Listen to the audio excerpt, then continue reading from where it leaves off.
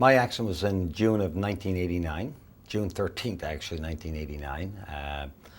I remembered it very, very distinctly because I was going with a friend of mine. We were going to pick up a couple of bicycles for our kids. My oldest son today is 25. At the time, I mean, we're going back, I think he was like 10 back then, 1989. And I was going to pick up a bicycle for him, and my friend was picking up a bicycle for his daughter. He had a friend that he got us both a good deal on a bicycle. So we went together in our own individual cars. On our way back home, because we lived in the same complex, on our way back home, I was going along Eglinton Avenue in Mississauga, just crossing Tompkin, and I was on a full green light, and this younger kid at the time, as I was told, he was 16 or 17, went through a red light, and I basically nailed him. Like, I just T-boned him, because I'm not expecting him to slow down or anything. I got a full green light, so I was doing around 60 kilometers. And basically, I nailed him, and he actually kept going after I hit him. I guess he got nervous, and he kept driving, and my friend stopped. He said, "Are you okay? You okay?" I was still in my car. I remember I got out of my car, and I just sort of collapsed. I remember doing that. I just collapsed. And they took me to the hospital by ambulance. They brought me by ambulance, and I remember the police officer coming in and saying, "We've got the driver of the other vehicle. He's admitted liability. He went through a red light," and I had my own witness as well. So basically, that's how my accident happened. And when it happened, when I went to the hospital, believe it or not, they released me the same day. They figured it was soft tissue and I'd be fine. I had a headache, and I was in shock, I guess. And then 2-3 days later, I started to feel a whole lot worse. And then I went back to my family doctor and basically told him about my situation. I was getting a ringing then, started to get the ringing in my ears. I was having some problems with my knee. So they sent me for x-rays, and it turned out that I had to have surgery on my knee. But I didn't find out about that till about 4 months after my accident. They did the surgery on my knee, and that cleared up very, very well. But then the tinnitus was terrible. It was just awful. The ringing in my head, it was just awful. I had hearing back then in both ears, and within 10 months I lost my hearing. Got sick one weekend in April of '90, and woke up deaf in the hospital in one ear. So it was a terrible episode, not just me having the injuries, but also what I put my family through. I was looking for so much attention, so much love back then from my wife, and my wife was very busy trying to raise 3 kids. She had 4 all of a sudden because I became a kid too. I went to my family doctor, went back to the ENT specialist, and they referred me to a psychiatrist. So then I went and I was seeing a psychiatrist because I was very depressed, very down, and I just didn't know how to cope with all of this. So during all this process, and I had bill collectors, creditors calling me, and here I'm a guy that was successful in the shoe business, 15 years. I was assistant sales director of Canada for Aldo. It's like my whole world was falling apart. I had no money financially. I had nothing. I had nobody to go to. I was lost. I felt I wasn't getting anywhere with this lawyer at all. But again, I didn't know what to expect. And then he told me one time, he said, "Well, you know, I got an offer of about $100,000 for your claim." And I said, $100,000? I owe more than that. I mean, it's not going to cure my hearing loss. It's not going to cure my problems with my knee. This is an insult to injury to me. I mean, my God, I can't even think about that. But at the same time, did I ever give that some thought? Oh, absolutely, because I was starving. My brother lived in Ajax, and his wife had a small accident, and she was telling Mr. Balena, who was her lawyer, about me. And she said, "Ed, I got you an appointment." I said, "Well, can I at least call him first?" And I remember she said, "Well, I'm seeing him today. Do you want me to have him call you?" I said, "Okay." So he called me, and he asked me to come to his office, and I told him my story. And I tell you, from the minute I walked into his office, he made me feel great. He made me feel so comfortable. I felt like, you know, because I was worried about changing lawyers. How's it going to work? I got to pay another lawyer. I got to pay this lawyer, and I got a $100,000 offer. So, you know, I didn't know what to do. And when I went to see Dan Balena, he explained me the process, and he said, "Well, you know, his fees are going to be assessed. It's going to be cut off when you come over to me. And this offer to you is a joke. You can do, Eddie, we can do so much better. Your claim has not even been developed properly. You've seen one doctor from this lawyer. I'm going to send you to 6 or 7 doctors of all your injuries properly evaluated. You were in a career that you were making so much money. You got to look at your potential that you may not be going back to that kind of work." So I really felt I was going to go somewhere with this gentleman, and I tell you, the best move I ever made. I was still seeing a psychiatrist weekly, and I was in a group session. There was like 8 or 10 other car accident victims. There was people that major head injuries too, and there were one person had lost, I think, a leg. And I got close to these people because they understood what I was going through, because they were going through it. And they said, Ed, you're like a different person this last month. I said, I got a lawyer that's just incredible. I said, well, he's doing this for me, he's doing that for me. I didn't work for Dan Balena back then. And they just seen it in me. I said, you know what? I said, I was at the end of my rope before. I said, I don't know where I'd be today if I didn't meet Dan Balena. Now, I wasn't settled at this time, but just what he was doing, how he was communicating me, sending me to medical doctors. Like Dan, after seeing me 2 or 3 times, sent me to he sent me for a neuropsych. He sent me to 2 ENT specialists. He sent me to all kinds of different therapy. Like, he really made a huge difference for me in my life. And he also helped me out medically. He got me the treatment, you know, at the time that I needed. And people were seeing this in me. They were seeing a change in me for the better. I knew I had to live with what I had to live with. What was done was done.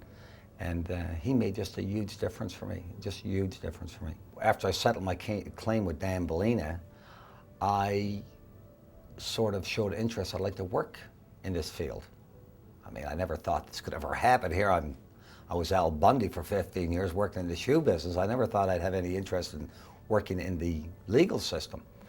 But I was around people over the last couple of years of my accident, of serious people that were seriously hurt, and they were telling me horror stories about what they were going through with the legal process.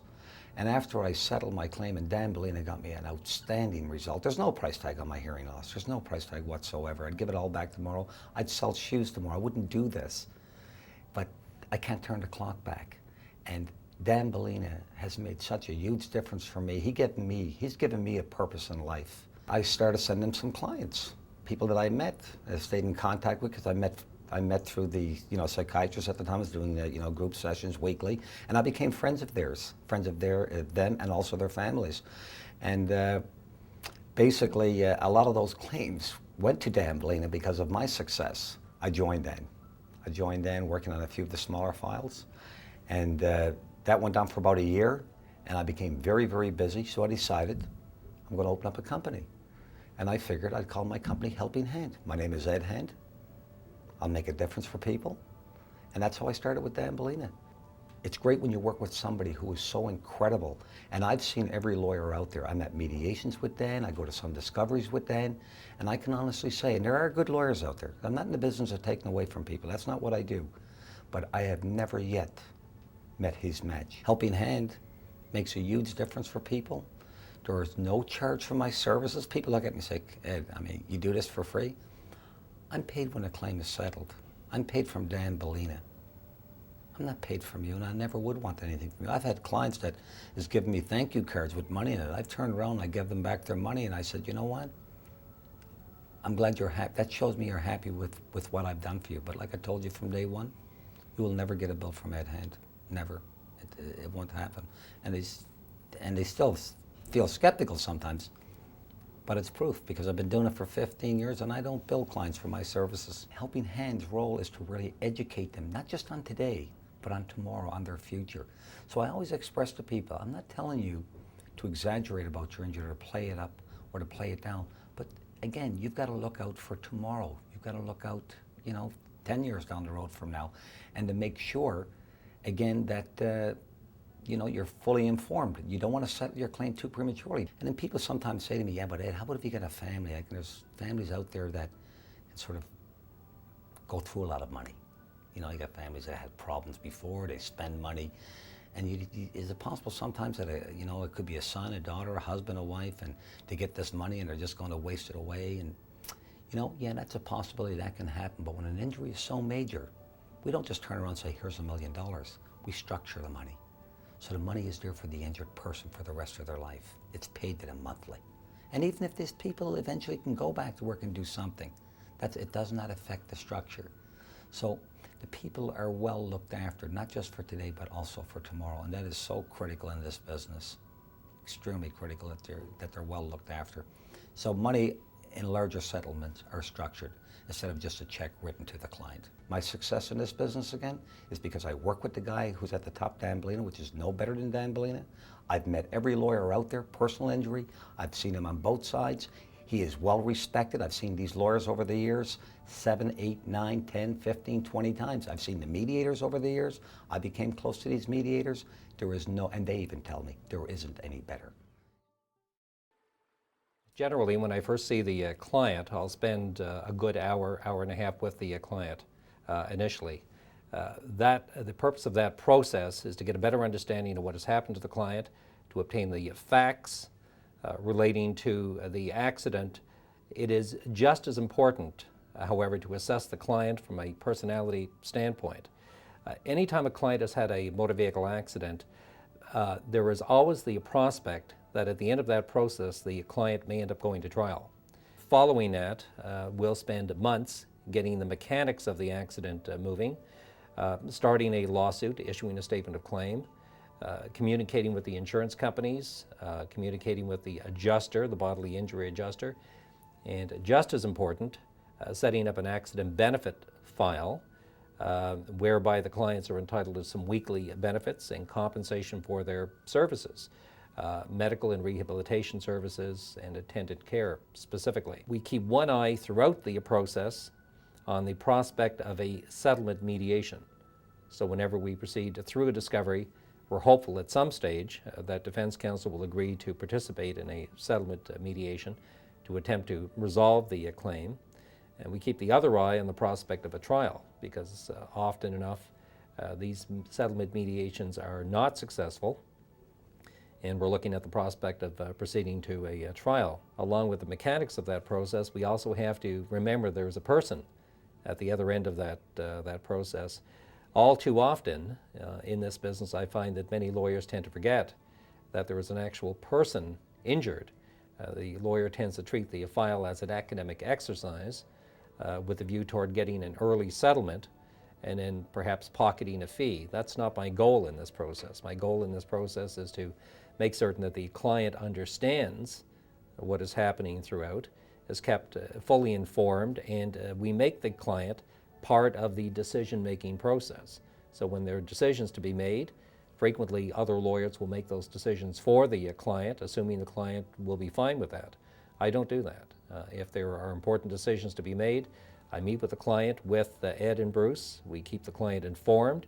And although obviously my recommendations will likely carry the day, we make certain that the client is part of that decision-making process or feels that they're part of the decision-making process. From time to time we get clients who come from other lawyers, and they come from those lawyers not necessarily because those lawyers are not handling the file correctly or technically or academically.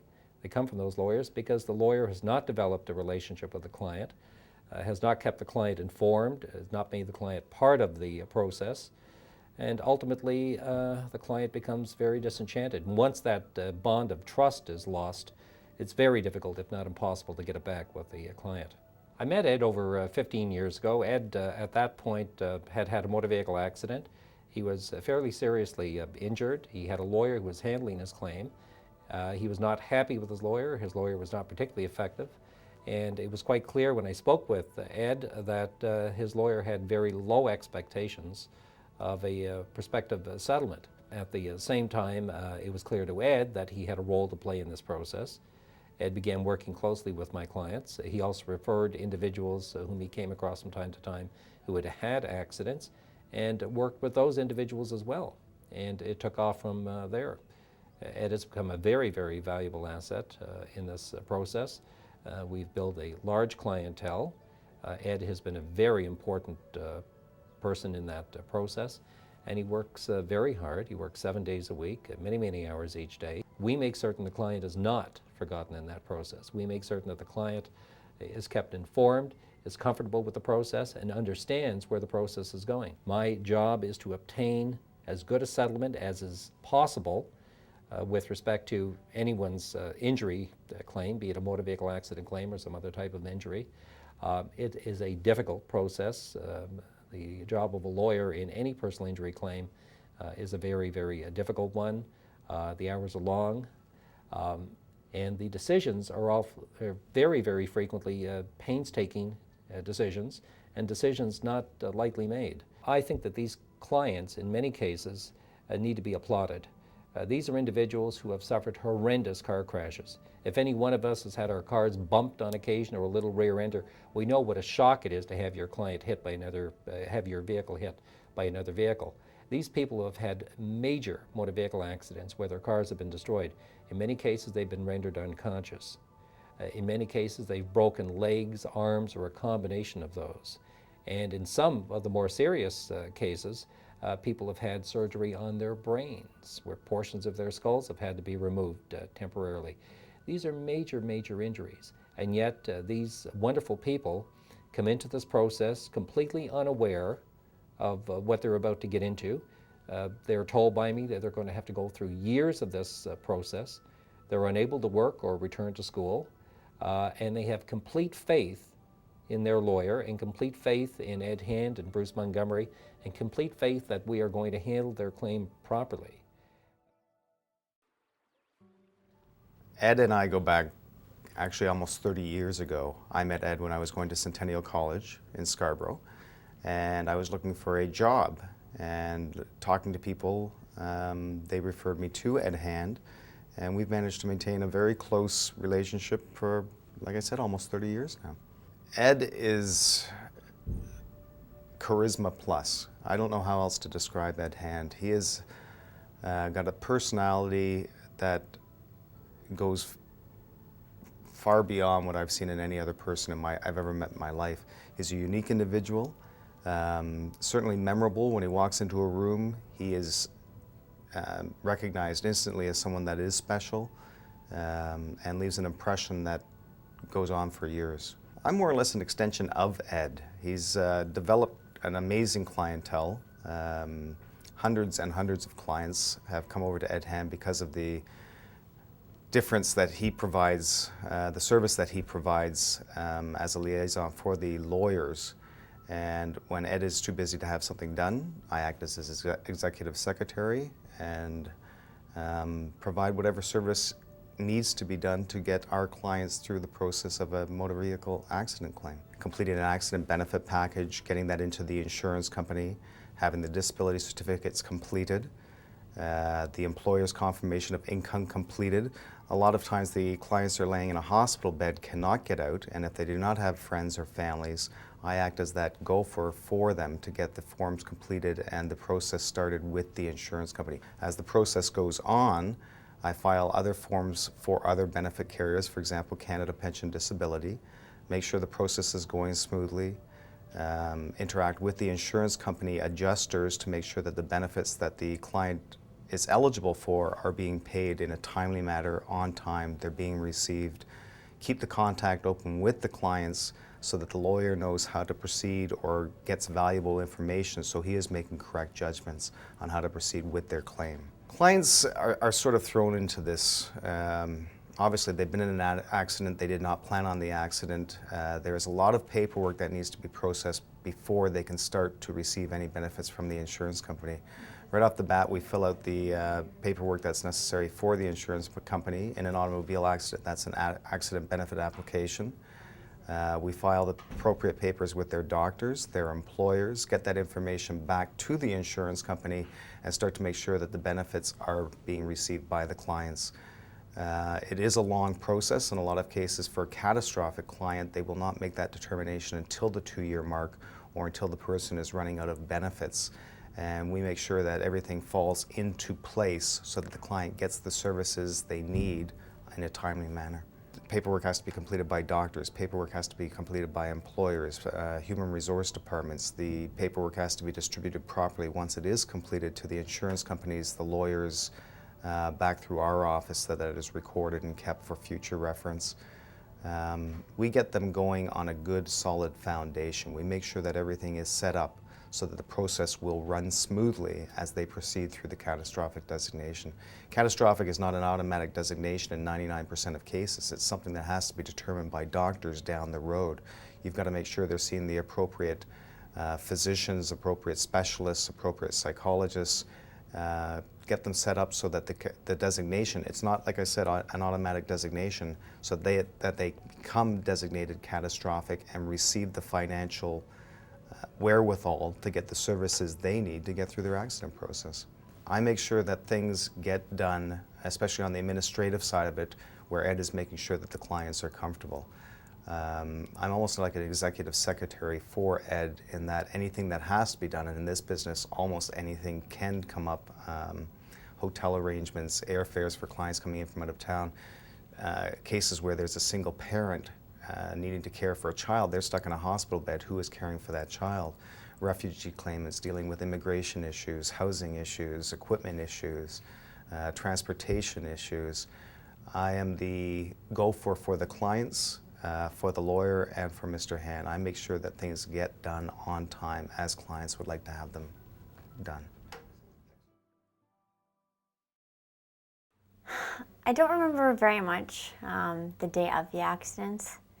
Everything is kind of a big blur from that day. I can't remember when I first came home. The only thing I basically remember is going to Toronto rehab for a day and being taken out and my therapist. And I remember meeting my lawyer, Balena, and his assistant at hand. The biggest part is the side of my head here, they had to operate on my brain because it was bleeding, and there's a bit of an indent because the bone had to be taken out. My eyesight was damaged pretty bad. I can't cry. I'm legally blind, and I'm colorblind. I can't tell the difference between colors. I can't smell. My taste has been slightly damaged. Pretty much IBS is a big thing for my age because I've had quite a few operations on my stomach. So I have IBS. I know that injury-wise I've had a lot of things done by different doctors. My hand, because I had a lump in my hand from the accident. I had my toenails removed for life because of the actual impact of the car accident. So they're fully gone. And I've had my eyelid fixed because when I came out, my eyelid was sagging, and a doctor actually fixed my eyelid that was sagging. I've had my neck operated on 3 times because it was stuck down to the muscle. There's so many that I can't even think of, all the ones I've had done. I've had my scar damage refixed, my lip, my eye, my chin, I had that fixed, and at this point I'm currently getting my actual scars injected with steroids and laser burnt to try and get rid of the redness and the lumpiness. Ed to me is part of my family. Amazing personality and the biggest giver. He never stops giving. He doesn't take anything. I try and give Ed stuff just to say thank you, but he's always giving with his heart. He's an incredible person, and whenever I need to talk or family stuff, I always ask Ed to be there. Dan, Balena, and Ed are incredible people. They actually work hard to get this legal stuff done quickly for people, because living your life with all this legal stuff can be a lot, and they work very hard to make you number one. I've met so many people. I've met Serge, I've met Joanne, I've met Mark and his beautiful wife. I've met so many people I can't even remember everyone that I've actually met through Ed, and just we all have so much in common. And I just think, when we come home after an accident, we don't think there's other people out there that relates to what we've just been through. And when Ed, introduces people that have had the same problems, you can link and just talk and say, this is how I deal with stuff.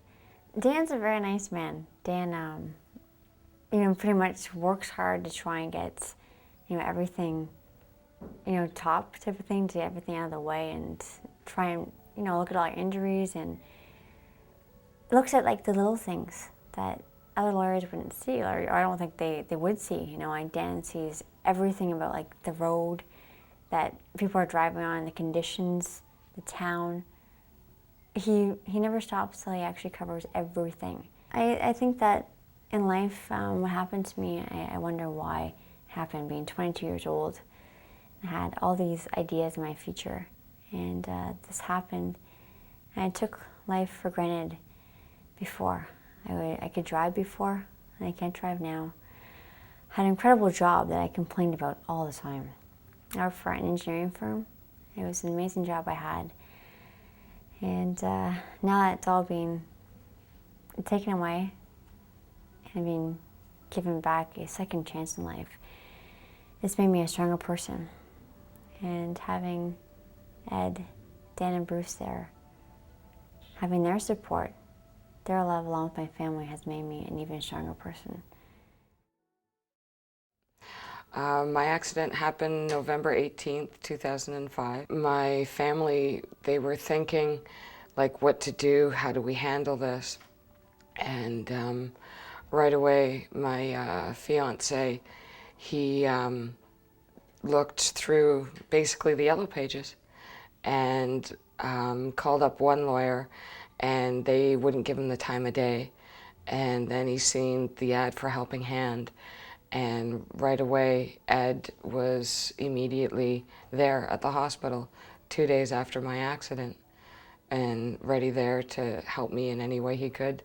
That was the first thing he said was, if you need anything, you let me know and we'll do it for you. Dan Balena, he's actually a very busy man, but he does take the time out to call you if you need him, which I find very, very good, because not often can you actually speak to a lawyer because they usually don't have the time, but he does make the time to call you back and speak with you. Bruce has been a very important part. He's explaining everything to me. He's helping me to understand the processes and all the paperwork, and even if I just want to bitch and complain, he's there to listen, and he's been really good. For example, with Bruce and Ed and Dan, I had questions. We started getting some problems, and I wasn't happy with it, and within a matter of a week, the problem was solved and corrected to the way that I wanted. And to me, that shows a good lawyer that is willing to do what the client wants. And with Ed and Bruce, it just shows that they're doing their job and they're there to help you. Paperwork with the insurance company, getting approvals for certain, whether it be assistive devices or special programs, therapy programs to get into. A lot of the times the insurance companies don't want to do it, and from the point of a patient, you really want it. And Bruce, Ed, and Dan are there to fight for your right to get it, because you do deserve it and this is something you need, and they're willing to fight for it. And that's what makes them really good, is that they'll fight for you. They're like a family member. They're like your brother, and they're there to help you.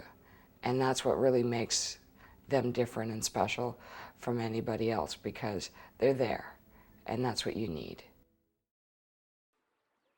My name's Mark Walsh. I was born in England, came to Canada in 1997.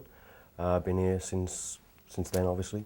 Had an accident July 2002, which is how we met Ed Hand. I received what is termed as a virtual amputation to the right arm and a compound fracture to the right leg. At the time of the accident, a friend of ours had sent us a lawyer while Mark was still in hospital. Apparently he was a high Bay Street lawyer, $10,000 just to walk in the door, the best you could get. Came in to see us, basically had a look at Mark's injuries, talked to us briefly and said, there's not much I can really do with this, you know, maybe come see me in a couple of months, let me see where your injuries go, and that was it. So I started going on the internet and looking for personal injury lawyers, and I came across a site, Helping Hands, and Ed's biography on there stated that he was disabled after an accident, and he had pretty well lost everything, and had lost his home and his vehicles after his accident and hit rock bottom. And I thought, oh my God, here's someone who's gone through what we're going through. So I called Ed and I said, you've gone through what we're going through. Can we meet? Can we talk? He was at our house 2 hours later, and he sat there for hours, and he cried with me, and he talked with me, and he held my hand and told me he knew exactly what we'd gone through, and he had. And that was incredible, because I honestly didn't think there was anybody out there who knew how I felt. So we've been with that ever since. Ed Hand's amazing. An awesome individual with all kinds of attention for the injured party. He's just a wonderful person. He's been there for us since we got in touch with Helping Hands, which was probably around December of 2002. And ever since then, he's called us, contacted us. Do you need anything? Do you need any help? Do you need us to do anything for you? They're just unbelievable. They're not the average law firm or caring, sharing lawyer, if you understand what I mean. They're just amazing. He's always there to let us know that he just finds ways to make everything okay. Yeah. He Ed and Bruce together managed to get our accident benefits in place, which we never knew we were entitled to.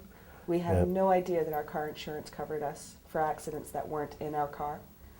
So again, that's something Ed got into place for us, and of course that allowed us to, get a home and get back into having a car. And actually Ed helped us get a car. He took us and, helped us get all set up and kind of get our family back on track, because I'm the mom and I'm the wife, and I guess everything kind of fell on my shoulders. It's just knowing that someone's been there, that when I call him and I'm just depressed and I'm upset and I don't know where to go now, knowing that he's been there and he got through it, it helps a lot. Knowing that there's times when I'm just so down and so depressed that I can call him and he'll talk me through it, and it's just, without that, having the lawyer dealing with all the legal stuff is wonderful, but of course they can't tell you every step of the way what's happening, and they can't be calling you all the time saying, this is what's going on with the case. So just to have Ed as our kind of go-between,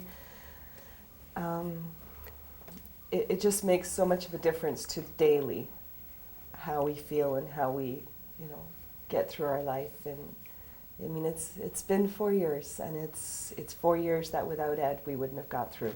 For anybody sitting there with a catastrophic injury that's wondering, well, I'm going to go through a major lawsuit and it's going to take 5, 6, 7 years or however long. Hundreds of doctors. Them's all things that Helping Hands help you through. Yeah. It's okay, we can do this, we can get through this, and we're here if you need us. My car accident was July 20th of 2004. I was with my ex-boyfriend at the time. We were on Highway 7 on our way to Woodbridge. I was rushed to Sunnybrook, and there, they told me of all my injuries, and I was in the ICU for 13 days. And I was in the hospital for 4 months, including rehab. I also broke my back, and I have rods in my back from T9 to L3. And each rod is about 22 centimeters long, and I have 13 screws in my back.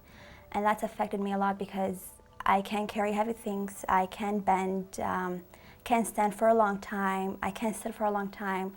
If I want to dance, I want to dance, but after a while my back starts to hurt, then I have to go and sit, and it's just changed my life. I was at the hospital, and the people there recommended that I should meet this lawyer. They're one of the biggest law firms in Toronto, and I guess they're one of the best. And my lawyer came, and he told me how much my case was worth. And to be honest with you, I was very shocked because it was like it was nothing, because I suffered a lot, and he gave me a very, very small number. And I wasn't happy with it, but he said, you're not going to get anything more than that. So I signed my papers, and I was with them for almost 2 years, and they did nothing for me. I used to call them.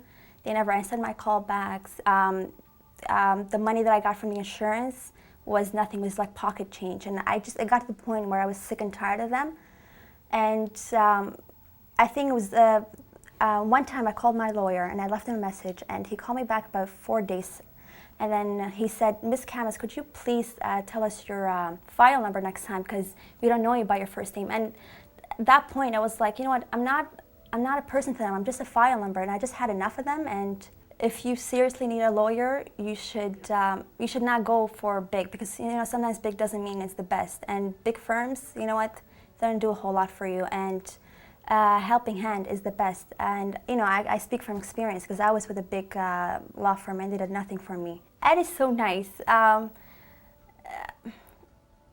He doesn't make you feel like you're a client. He'll make you feel like like you're a friend, and you're part of like a family and something. And he's always nice, and he always calls me, and he checks up on me, and he's very nice. Like, we've gone out a few times, and he's a sweetheart. I love Ed. Bruce is Bruce. He's so nice, and he's just a sweetheart, and he's always there. And whenever I call him, if he doesn't pick up his phone, which he always does, and if I do call him, he'll call me right away, and he's so nice, and he'll help me, and he'll answer all my questions. Sarah, she almost has the same injuries as me, and her car accident was very similar to mine. And the first day that I met Ed, he told me about Sarah, and he was like, I would want you to meet her. You guys have almost the same injuries, and you guys would get along. And about 2 weeks ago, I went and I saw Sarah, and I was so nervous, to meet her. And Ed was like, no, don't worry, you'll love her and everything. And I met her, and I met her family, and they're the nicest people ever, and we just got along so well. You need someone like, Mr. Balena and Ed and Bruce working for you all the time, and making sure that everything, is working well, and within, like 2-3 years, you're settled, and the number that they'll give you, you're very happy with.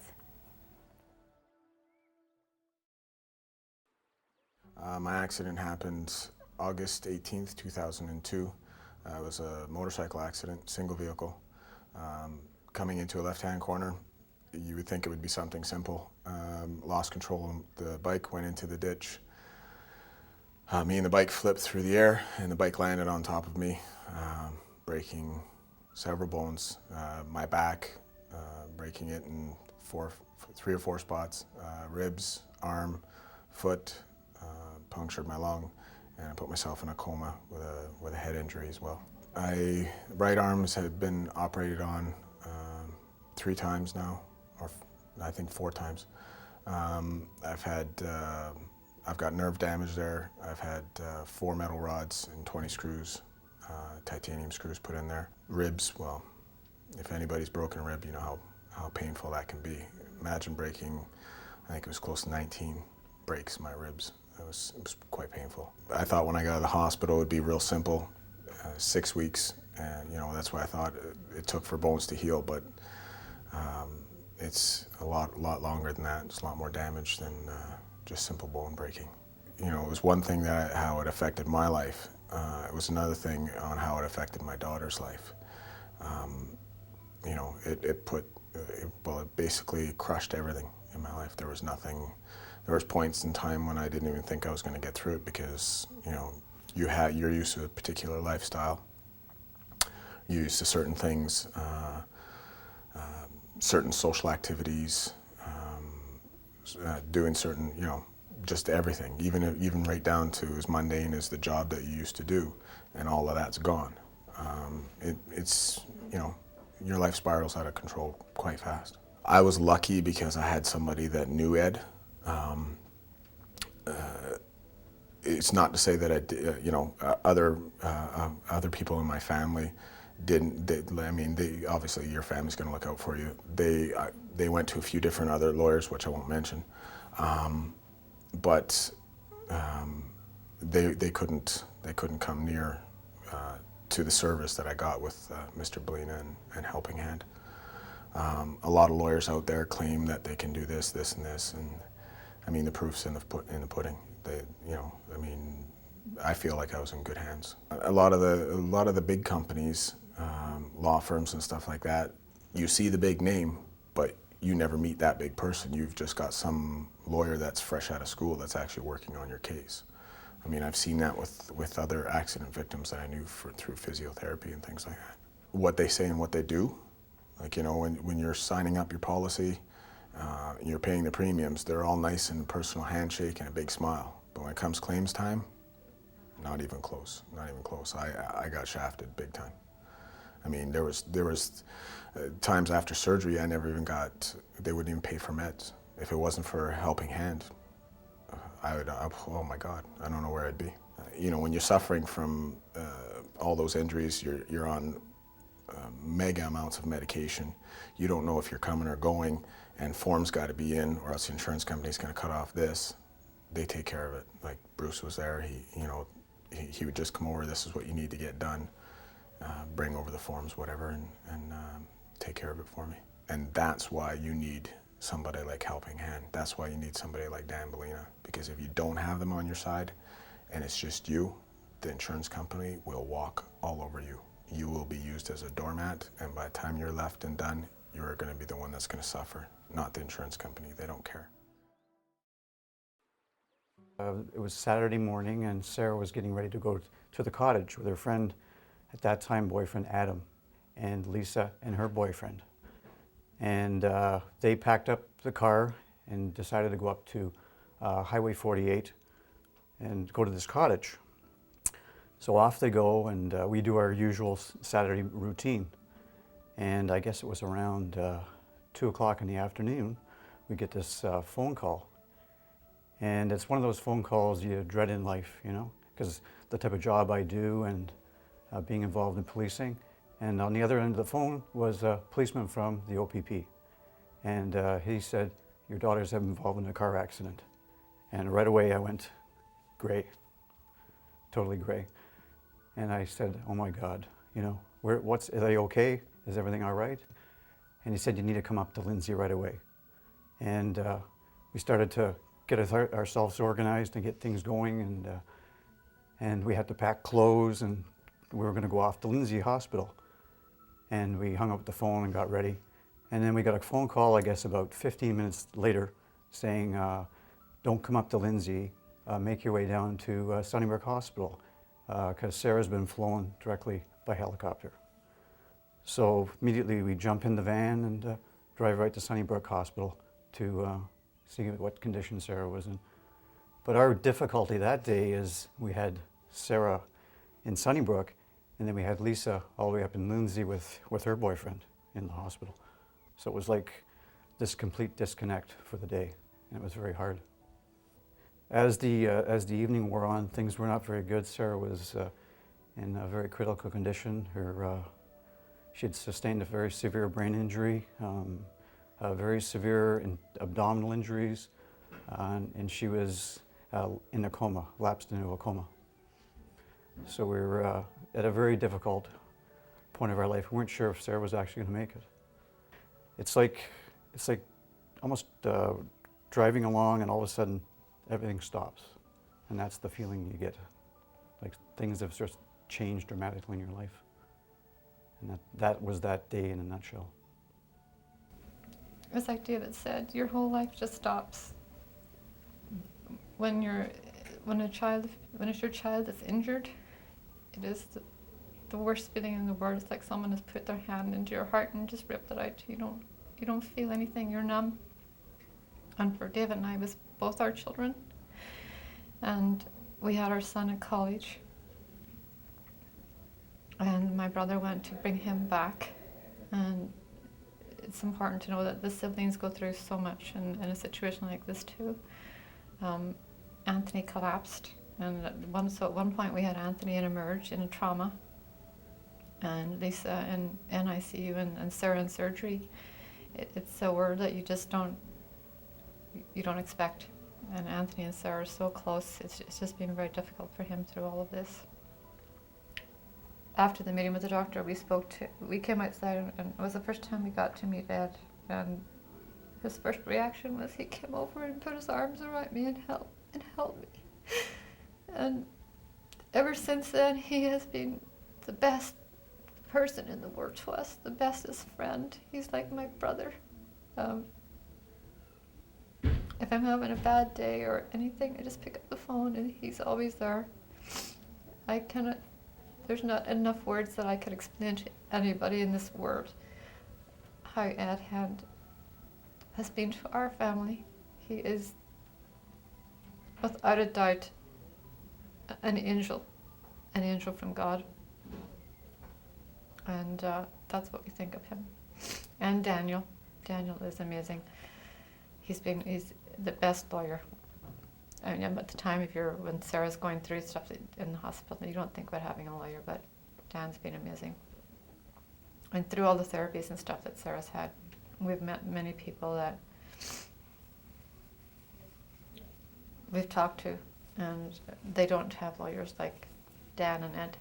And I hear horror stories, and I think, oh my God, thank God I have these, because just dealing with the injuries and the therapies alone, not having them with us to deal with financial situations, I don't even know how you would survive.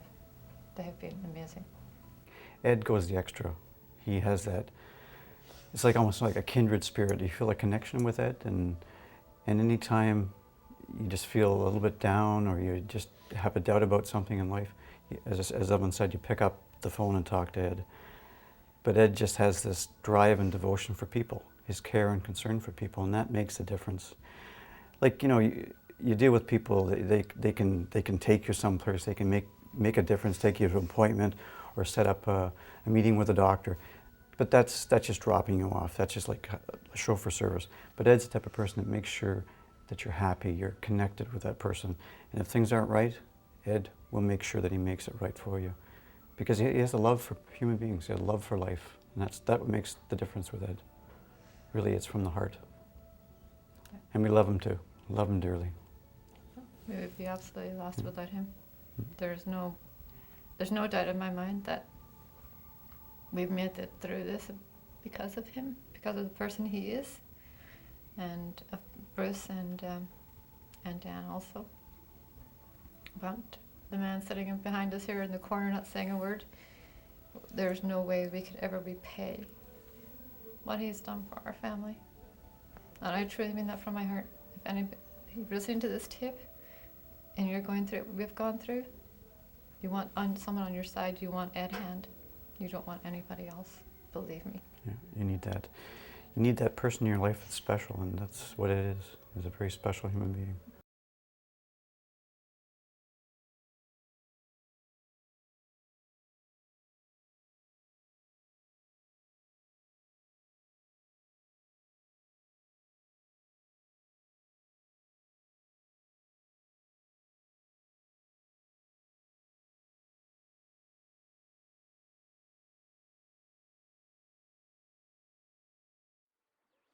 Every client, in a sense, is a challenge. But I would say one of my most challenging cases was, I believe, around 1993, 1994. There was a family from China that didn't speak very good English. My hearing loss didn't help because, and I didn't speak Mandarin or Cantonese. This was a little boy by the name of John Tang. And I give you his name because I have permission from the family to talk about John Tang. John Tang suffered a severe brain injury. He was in a swimming pool and he was found face up. He was like 7 years old at the time in the deep end. And I would say that was the most challenging case for me because this family were here as refugees. I set up a meeting with the Metro Toronto Housing and I called up to inquire about getting a handicap home subsidized of some sort for this family. I explained the situation. They said to me there'll be at least a year's wait. Couldn't happen. I was out then looking for apartments where they could, at least in an apartment, they can get in an elevator with the wheelchair, there's no stairs, there's none of this, none of, So I really worked to do that. And then I met an associate of mine that knew somebody at Metro Toronto Housing. And I said, I would just love to meet with you. please. She said, well, I'm at Bloorview Macmillan next week. I said, my client is actually there. I'd love for you, you know, if we could do. She said, well, Mr. Hand, I can't make you no promise if I can do anything. I said, I'd just like to meet with you. If I can go on the list, I'd really appreciate it. So I had this social worker meet with me. I remember her saying to me, when we first started talking, we met in the main meeting room there, and she met with the family. She didn't meet Johnny at this point in time. Johnny was the injured boy. And I said, this kid is being released, but he can't go home. It is impossible. He couldn't survive under these conditions. He can't. He's in a wheelchair. He's fed with a G-tube. He needs 24-hour care. And I explained the situation. And she said, well, you know, we'll put him on the list and we'll do what we can for the family. As she was leaving, I said to her, I remember her name, Pauline. I said, Pauline, I would love for you before you go, just to meet with this family and the boy. And I got down on both knees. And I said, I'm begging you to do whatever you can to get this family in the house. And she met him, and she had tears in her eyes, just like I do. And within 2 days, I had them a beautiful home in Scarborough at $147 a month, fully handicap accessible, a bungalow. And that, I would say, was probably one of my most challenging cases. And this family today, that claim is settled. They have a beautiful home now in Newmarket. Johnny is now 17 years old. I don't see them as often as I used to. But I tell you, that to me was the most challenging case I've ever went through. And again, I love this family, and they love me. And I made a difference for them. And again, that's what Helping Hand is all about, is to make a difference. And I'll do anything in my power. If it's going to benefit my clients and their family, I go the extra mile.